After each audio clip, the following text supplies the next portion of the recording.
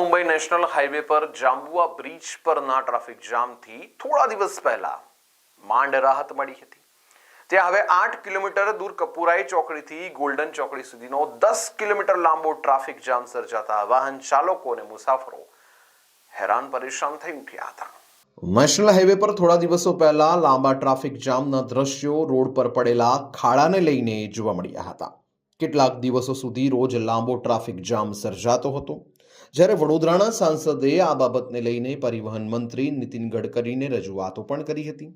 ત્યારે માંડ સ્થિતિ થાળે પડી હતી. ત્યાં તો હવે કપુરાઈ ચોકડીથી લઈ ગોલ્ડન ચોકડી સુધી ટ્રાફિક જામ સર્જાયો હતો અને ટ્રાફિક જામ લગભગ 10 કિલોમીટર સુધી લાંબો હતો અને જેને લઈને વાહન ચાલકો અને મુસાફરો આ જામમાં અટવાઈ પડ્યા હતા.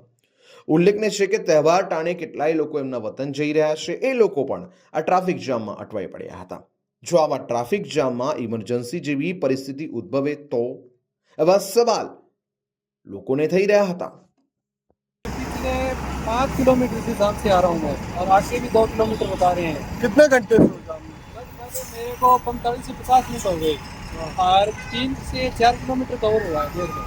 1 घंटा मानो 3 किलोमीटर बिगड़े मेरे. कितने देर से फंसे हुए? 2 घंटा हुआ है. 2 घंटा. कितना किलोमीटर लग रहा है कि यहाँ से 7 किलोमीटर में. 7 किलोमीटर. कहाँ से कहाँ जा रहे हो? महाराष्ट्र से जा रहे हैं तारापुर.